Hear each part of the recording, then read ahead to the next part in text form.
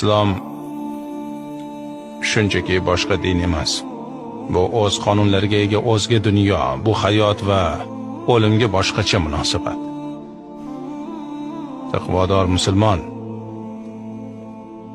aslo o'limdan qo'rqmaydi. Kimki g'ayri dinlar bilan jangda halok bo'lsa, ya'ni biz bilan ham, shu zahoti jannatga tushar ekan. Islomda ayollarga bo'lgan munosabat alohida e'tiborga molik. Musulmonlar uchun oila muqaddas dargoh, haram. Ruslar buni garem deyishadi. Bu so'zning ikkinchi ma'nosi esa mumkin emas, taqiqlangan degani.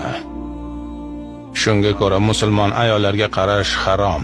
Jumladan boshqa har qanday munosabatlar ham harom. Musulmonlarga sizlarning hammangiz juda o'rganib qolgan uyatsiz ishoralarni ko'rsatish harom.